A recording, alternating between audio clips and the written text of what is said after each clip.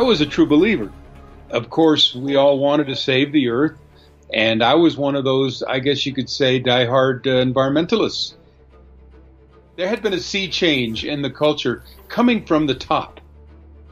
The environment was now going to be used to sell the whole restructuring of the Earth's political and economic system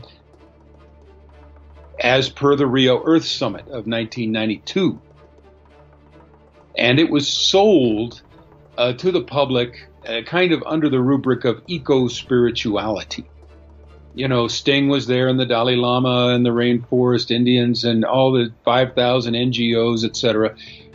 We're all there to help us sell what really amounts to, the prototypical world government under UN auspices. All of these things had been well prepared in advance.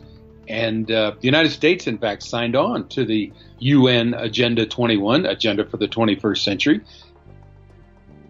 and as did another 178 countries, which is now termed UN Agenda 2030. But around the year 2000, I started realizing that this was a propaganda, that this was a political hijacking of aspects of science, especially climatology. The bottom line is that this environmental movement has been co-opted to sell this political New World Order, and the centerpiece of that, of course, is the man-caused global warming, fraud, because it doesn't stand up to the very basics of a scientific hypothesis, let alone a theory, and that it's disproven by pretty much all of Earth science. And again, there's the propaganda. There is the eco-spirituality as a religion. You know, like I say, we now capitalize Earth, the E on Earth. And the young are falling in for this propaganda, just like I did. It sounds like a good cause. And, you're going to save the Earth from those bad old corporations. It is a kind of a soft communism then, this push for Agenda 21. It's trying to move us into a deindustrialized slave state. So when you start looking deeply at this thing, it's really quite alarming. It's really quite totalitarian. But meanwhile, we're moving towards this global government under the UN, which is spelled out in Agenda 2030. Most scientists are very highly educated. They're very highly specialized. Of course, by the time they, get out of graduate school with a master's or a doctorate or a postdoc, they're probably in debt and they very much need to get a job. So oftentimes they wind up, going where the jobs are and doing what the job requires. Now, they may have started out with lots of idealism, but that idealism may have been, kind of whittled away rather quickly or maybe over the long term. We're in a false reality matrix. And these guys, they hate God. They hate nature. And they want to substitute, the unnatural for the natural. Now we're going to believe the computer models, and the computer models, they say whatever, based on however we program them, they will give the results we need. So there's this false parallel reality that's been constructed. And of course, if you're a young person and your eyes are buried in your cell phone and your computer all the time, you really don't have much connection with nature anyway. And it's very easy to pull you into that false reality. And I think there's a fear component. If somebody's been beaten down, brainwashed, then, there's a power relationship. You're going to believe it because it's safer to believe it than it is to question it. Political point of view, the science is to be used, but a politician wouldn't look at it that way. He would look at it as one more card to play in a kind of a strategic ongoing war. These are the master planners who met secretly, and this idea was picked up in the Club of Rome, saying we can use shortages of raw materials and the threat of global warming to get what we want politically.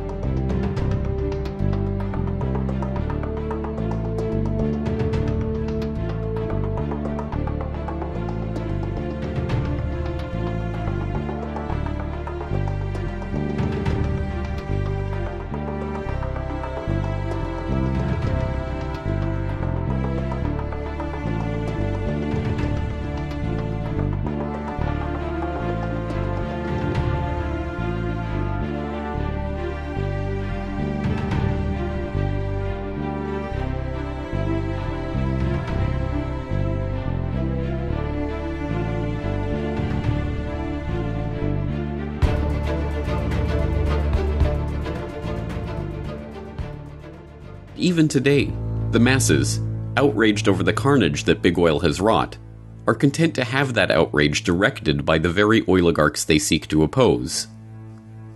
The same oligarchs who are quietly funding and supporting their environmental movement from behind the scenes, and even leading it from the front.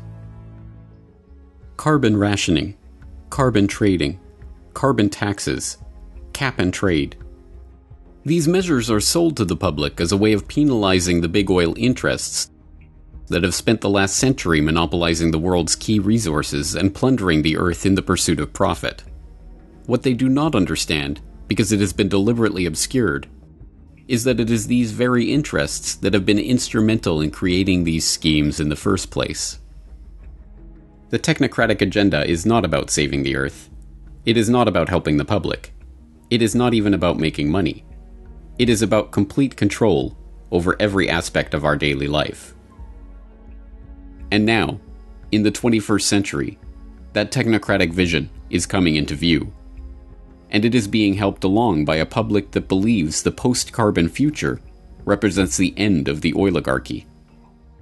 They couldn't be more wrong. It was never about oil.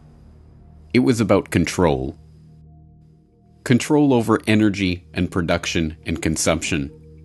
Control over the world's resources. Control over the population. Control over humanity itself.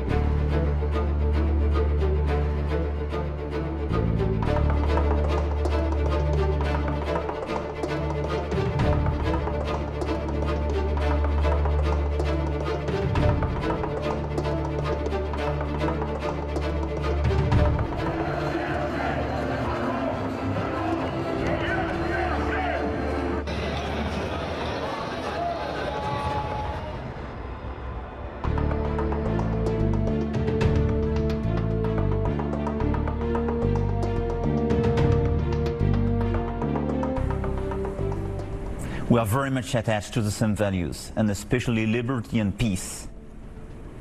And I think the US today has a very strong role to play for peace in different regions of the world, and especially Middle East. And I think is one of the last resort player for this peace and for multilateralism. So I will advocate for multilateralism in front of the Congress for that, which means playing all together in order to reduce the influence and the power of some rogue states and obviously fight against terrorism together. We will have to build the new Syria afterwards, and that's why I think the US role is very important to play. Why? The day we will have finished this war against ISIS, if we live, definitely and totally, even from a political point of view, we will leave the floor to the Iranian regime, Bashar al-Assad and these guys. And they will prepare the new war. They will fuel the new terrorists.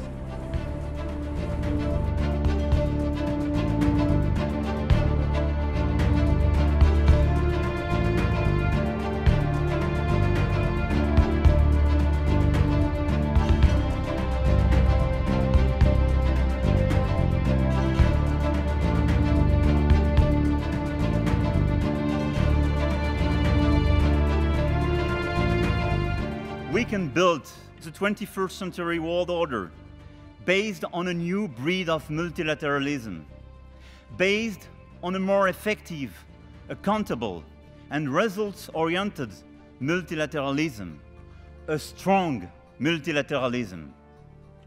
This requires, more than ever, the United States' involvement, as your role was decisive for creating and safeguarding today's free world. The United States is the one who invented this multilateralism. You are the one now who has to help to preserve and reinvent it. With the US President, with the support of every 535 members of this joint session, representing the whole American nation, we can actively contribute together to building the 21st century world order for our people.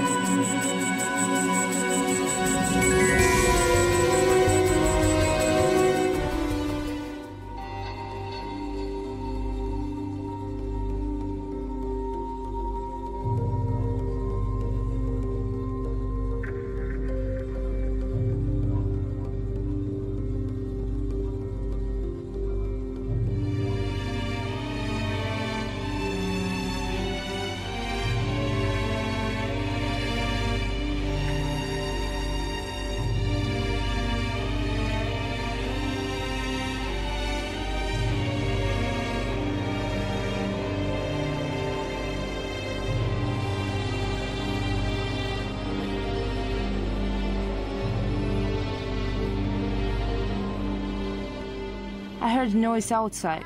Somebody was shouting that we had to go to the hospital, so we went there. When I came in, some people grabbed me, started pouring water over my head. I didn't hear anything about a chemical attack. I was outside, but I didn't notice anything. I went to the hospital, walked upstairs and found my wife and children. I asked them what had happened, and they said people outside were shouting about some smell and told them to go to the hospital. At the hospital, they gave dates and cookies to the kids.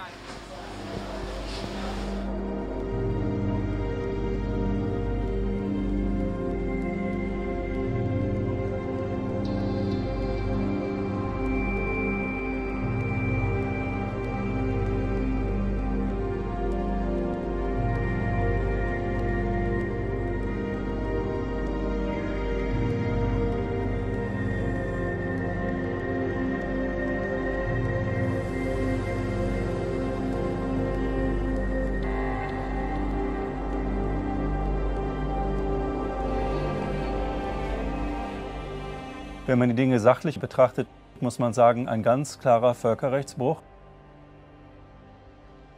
Es gab überhaupt gar keine Legitimation für diesen Angriff auf syrisches Territorium. Egal, was man jetzt von diesem Regime hält oder nicht, es gab kein UN-Mandat, gar nichts. Es war eine einseitige Entscheidung der USA, diese Angriffe durchzuführen mit Hilfe Großbritanniens und Frankreich. Und das wird aus Sicht der Syrer und vieler anderer in der Region als eine Art imperialer Akt gewertet. Es geht hier um einen Stellvertreterkrieg in Syrien, das muss man sehen. Es geht hier nicht wirklich um Giftgas oder nicht Giftgas. Es geht um die Frage, wer behält die Vorherrschaft in Syrien, die USA oder Russland, Israel oder der Iran. Die Gefahr einer Eskalation, die besteht in der Tat, denn alle hier involvierten Mächte sind nicht gewillt, der jeweils anderen Seite den Sieg in Anführungsstrichen zu überlassen. Was die Syrer wollen oder nicht wollen, interessiert ohnehin niemanden mehr von den äußeren Mächten. Und die nächste Konfrontation zeichnet sich ab. Im Mai wird Präsident Trump aller Voraussicht nach das Atomabkommen mit dem Iran aufkündigen, obwohl es funktioniert, obwohl die Iraner sich an alle Bestimmungen halten. Und es ist zu befürchten, dass Syrien auch weiterhin Auseinandersetzungen auf sich ziehen wird, militärischer Art, jetzt zwischen Russland und den USA und in einem Monat dann möglicherweise zwischen Israel und dem Iran. Das Besorgniserregende ist, dass Fakten in der internationalen Politik immer weniger eine Rolle spielen. Wir haben das im Fall Skripal schon gesehen in Großbritannien. Es wird eine Behauptung aufgestellt und sofort finden Aktionen statt, die aber auf eine Konfrontation hinauslaufen zwischen den USA und Russland. Es gibt Akteure in der internationalen Politik, die glauben, sie könnten Russland, dem Iran oder anderen nicht-westlichen Akteuren ihren Willen aufzwingen. Und das ist eine sehr, sehr gefährliche Haltung, die eines Tages wirklich zu einer Explosion führen könnte, auch in Syrien.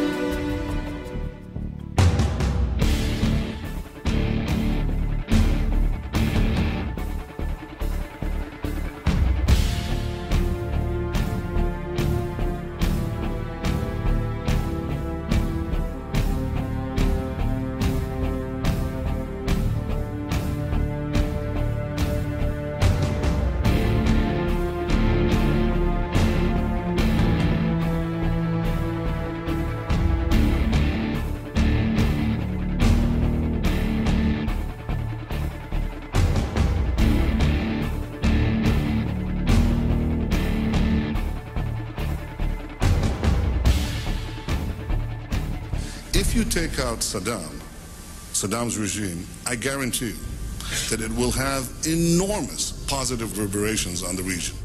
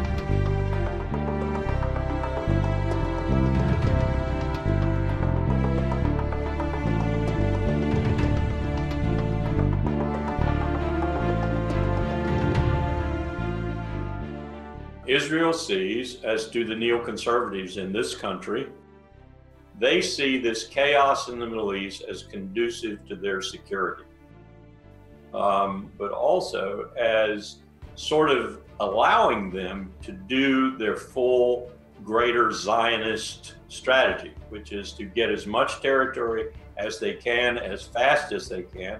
And they want this condition to continue. They want it ultimately to lead to the breaking up of Syria, the breaking up of Iraq, if it can happen, and the regime change in Iran. And they see this chaos and this constant conflict in the United States, instrumental to that, as being the strategic means by which to accomplish this purpose. So they are in no way wanting this conflict to end. They want it to continue and to continue and continue. That's Israel's policy. Bibi Netanyahu and Avigdor Lieberman, his defense minister, are, one, trying to emphasize everything they can about Iran's perfidy so that they make sure that Donald Trump exits the nuclear agreement with Iran. The second thing I'm hearing, and this is more fundamental, is that Israel is preparing everyone in the region, itself, the United States, its sugar daddy, for more robust Israeli military action inside Syria and possibly inside Lebanon as well. I think we're looking at what could grow and grow and grow as Israel finds no check on its power and finds that it is actually delivering body blows, so to speak, to both Hezbollah and Iran inside Syria. So look for more of this. Iran will respond. They will respond in time and in a means by means that they find conducive to their interests. We may not see it at all, but Israel will certainly feel it. What that means is probably other than conventional military strike back. It could mean Hezbollah missiles. That's what Netanyahu and Lieberman, I think, are trying to elicit. They would like some missiles shot at them. Their excuse for doing even more and perhaps even entering the fray with armored artillery and other forces than just their air force.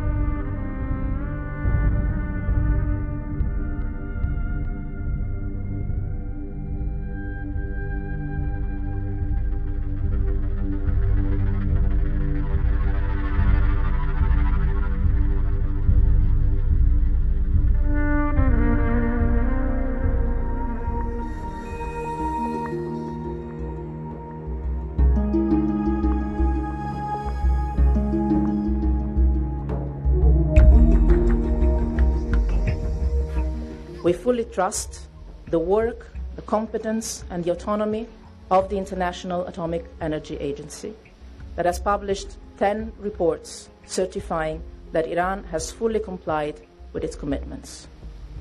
And let me say I'm particularly worried by the announcement tonight of new sanctions. We expect the rest of the international community to continue to do its part to guarantee that it continues to be fully implemented for the sake of our own collective security. Do not let anyone dismantle this agreement.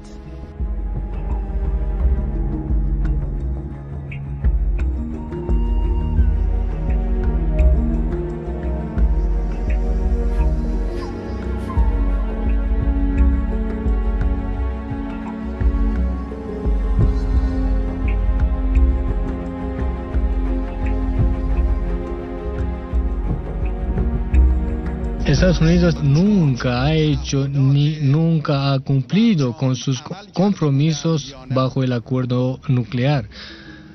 El pueblo de Irán, en base a lo que reconoce la Agencia Internacional de Energía Atómica, ha cumplido con sus obligaciones.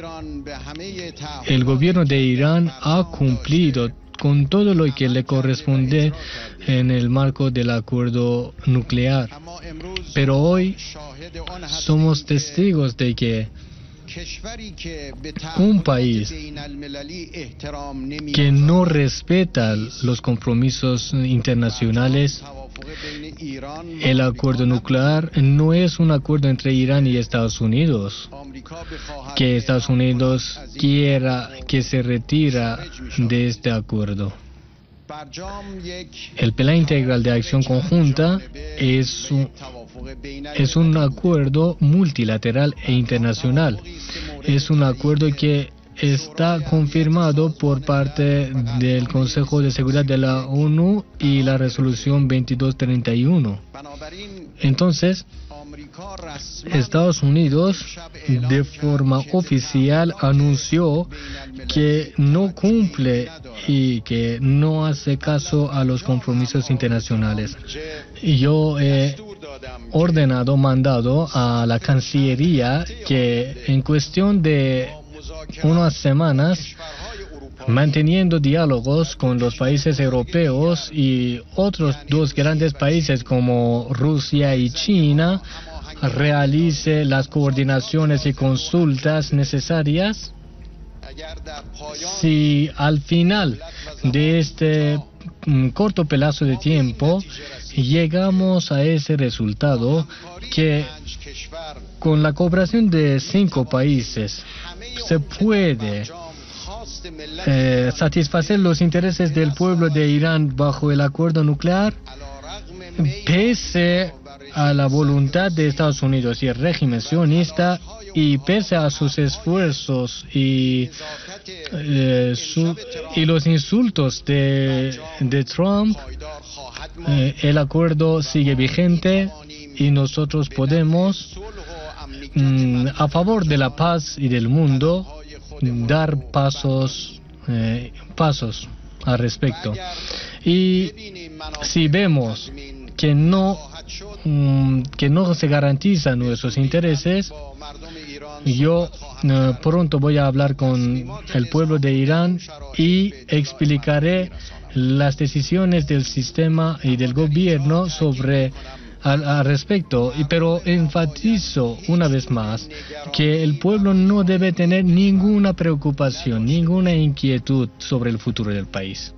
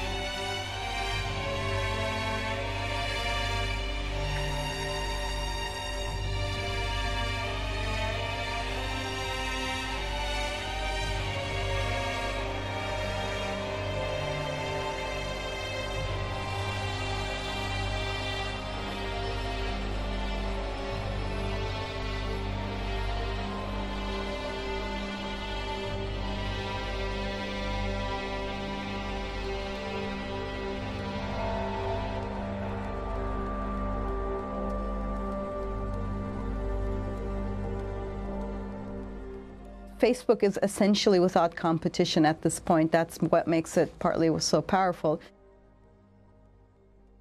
By promising to keep the data completely secure from now on, they're still not dealing with the fact that they are collecting an enormous amount of data. And that is not just what you voluntarily shared. So a lot of people saying, you know what, I don't care. I told Facebook where my college is, what my political views are, and I told Facebook the pages I like, and that's okay. But that's not all it collects. It purchases data from data brokers. You know, there's your shopping habits. It collects data while you're browsing across the web by tracking pixels. It tracks you across devices. Facebook tracks people who don't even use the platform. They have shadow profiles. So this kind of surveillance machine, which is then used where the data is used to target you, is dangerous on its own. Now, a lot of people mistakenly think that Facebook sells your data. Facebook doesn't sell your data. Facebook sells you, right? Facebook's selling your attention. What happens now with artificial intelligence is that computers can take seemingly unrelated data, things like your Facebook likes, your posting frequency, the sort of the semantic tone of your words, and it can predict things like whether you're likely to enter into clinical depression, or whether you're likely, say, to enter a manic phase if you have bipolar mental health issues before the onset of clinical symptoms. So the computer can, you know, if with enough data about you, and it's not a lot of data, it's definitely the kind of data Facebook has on you, you can predict people's likelihood of entering a depressive state or a manic state in the next few months before we even have a clinical test for it, because there are no clinical symptoms. So we could enter into a phase of what I term surveillance authoritarianism, where we don't face the kind of 1984 model where there's open totalitarianism, where we're kind of dragged off in the middle of the night kind of situation, but we're silently and quietly and person by person, screen by screen, nudged and manipulated according to our individual vulnerabilities. That kind of authoritarianism would even be hard to realize. You'd just be sort of like being nudged here and there are these slow changes over time. And that's what's scary. That's what we got to get ahead of and not end up there.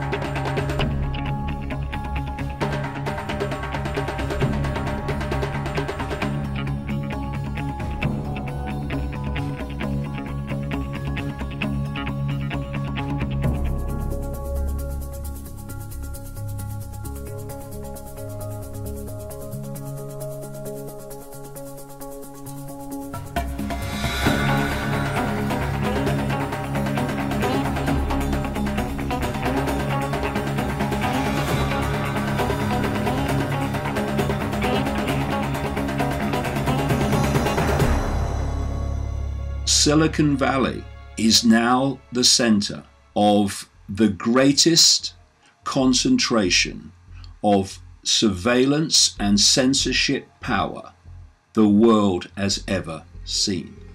And what we saw with Cambridge Analytica was the tip of the tip of the tip of the iceberg of what happens to the information that Facebook receives. So the diversion here is that Facebook is gathering this mass of fine detail information because they want to make lots of money targeting you with targeted advertisements. That's only one level of it. That's the cover story. And so what we have is a mass surveillance operation to serve the people behind it all, which is the intelligence community and the Pentagon. The real owners are not the Zuckerbergs, and they're not the Pages and the Brins. They're the hidden hand in all its forms that is so centralizing the communication of information that almost incomprehensibly small number of people now dictate globally what people see and don't see. Is it really a coincidence that the technology that eventually became known as Google was seed funded by the intelligence community and DARPA? Is it really a coincidence that the same is true of Facebook? Is it yet another coincidence that this technology, known as Siri and Echo, this so-called digital assistant technology, which is fusing the human mind into AI through that interaction, is it another coincidence that that technology was seed funded by DARPA in its development? There are two timelines. There's the one you see in the public arena, and there's the one you don't see. The one you don't see in terms of technological advancement is light years ahead of the one you do see. So every time they need the next stage of the technological development to take this agenda on, it appears miraculously out of nowhere. This is unfolding and being played out in a sequence, and humanity is being played like a stringed instrument, thinking that it's all random and it's just geeks in a garage coming up with this stuff. And just by coincidence, it's exactly the time that this hidden hand needs that technology to move on to the next stage. We are looking at a global network of surveillance that would make George Orwell wince, shake his head and say, "I underplayed it. It was much worse than I thought."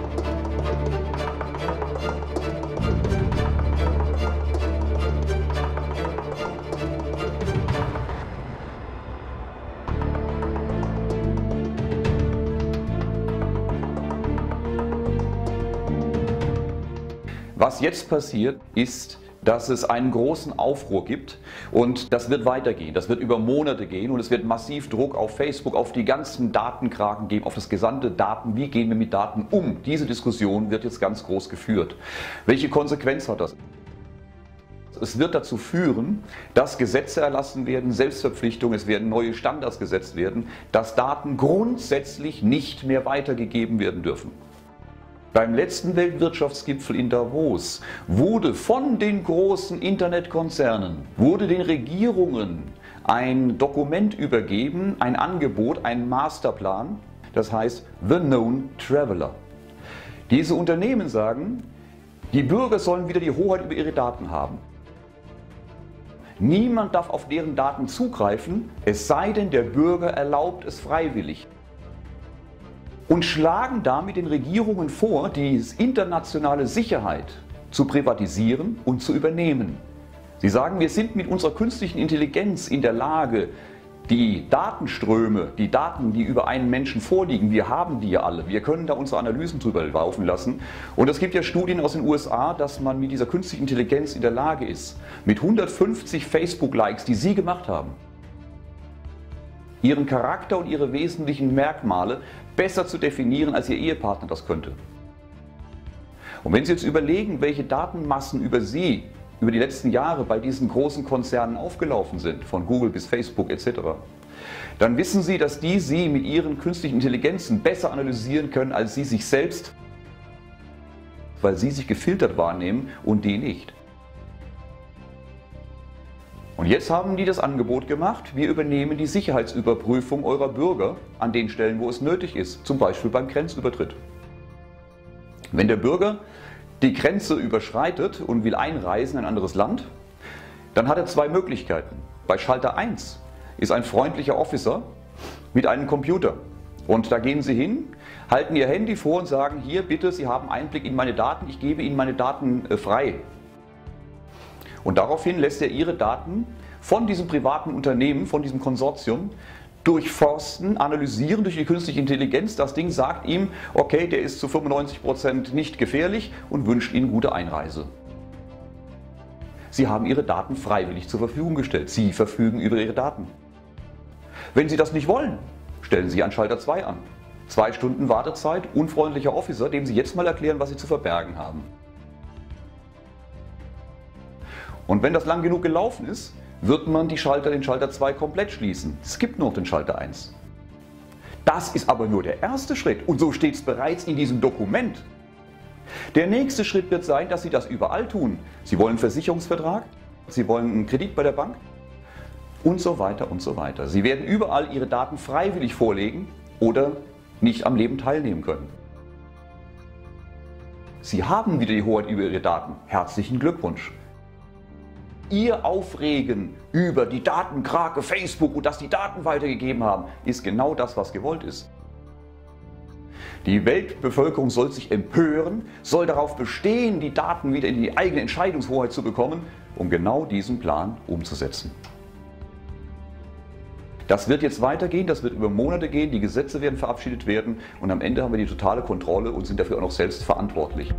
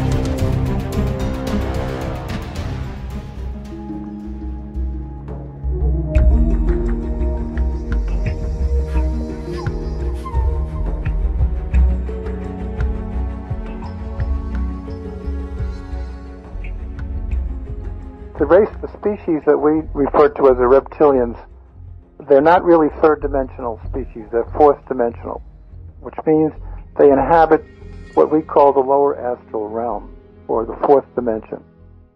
They can go in and out of that at will, and it takes a lot of energy for them to manifest in the third dimension. So they prefer to stay in the fourth, and they affect us through the dreamscape and through the fourth dimension and through the astral, and that's how they program us mainly. But they do have a third dimensional component, and they basically live underground on this planet. There are some who are more advanced, which we call the Draco, who are taller and they have wings. Then there are reptiloids or reptoids who do not have the wings, and they're more of a worker group. And then they have sort of a warrior class too. But they're all part of the reptilian species. The reptilians that now inhabit this planet created hybrids, part human and part reptilian. And they are what we now refer to as the Illuminati. And they run the planet. They control this planet, and make no mistake about it, they control the media, they control the banks, they control the militaries, they control everything, and the technology. So the Illuminati definitely are the shapeshifters, because they have a very high component of reptilian blood, up to 45%. In other words, any percentage of reptilian blood up to 45% will allow that entity to shapeshift and to appear human or reptilian. So those are the shapeshifters.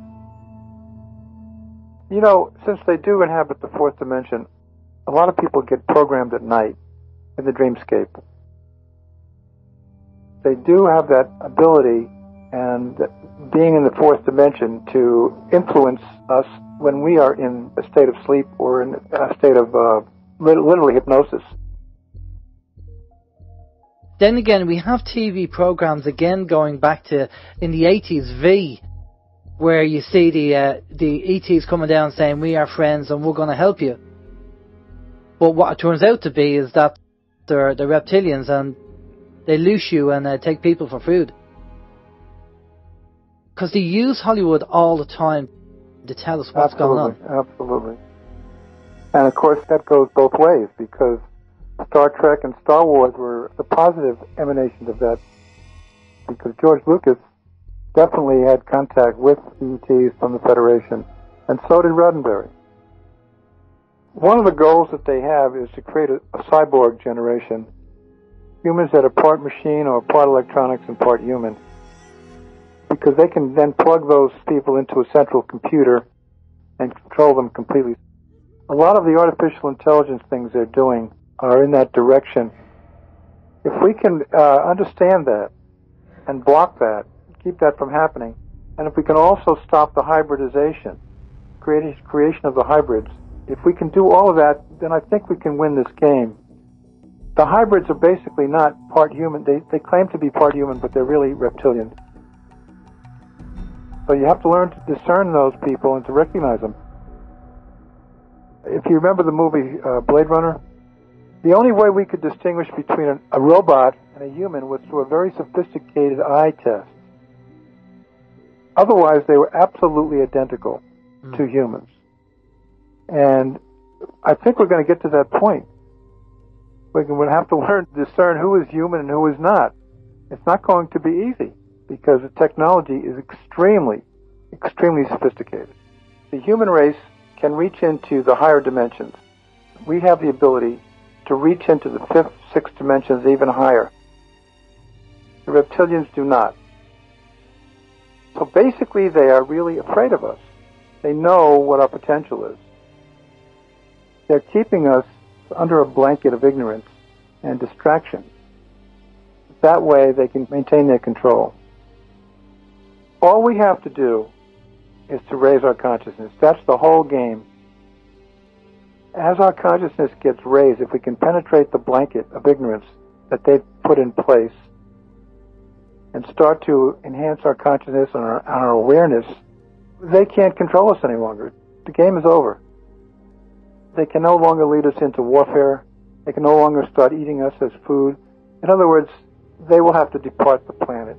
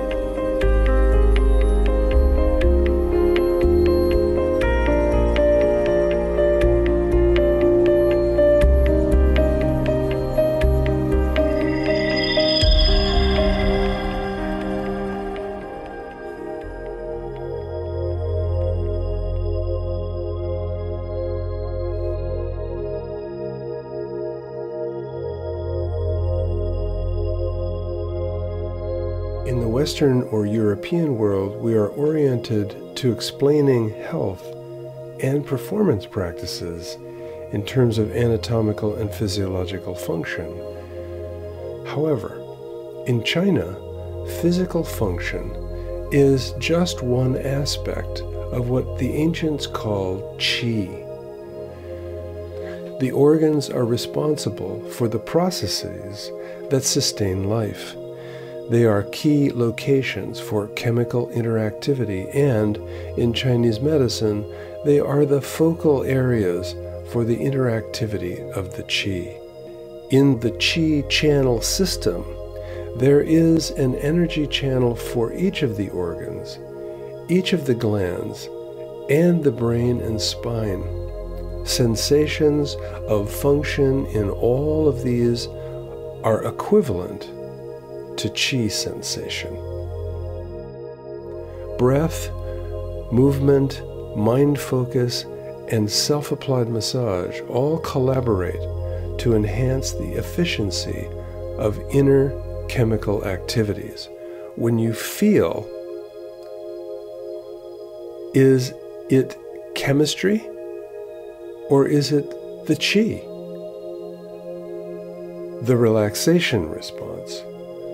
When we practice Qigong and Tai Chi, the integration of breath, body, mind, and massage all contribute to the activation of the parasympathetic nervous system's healing neurohormones and the inhibition of the sympathetic system's action hormones.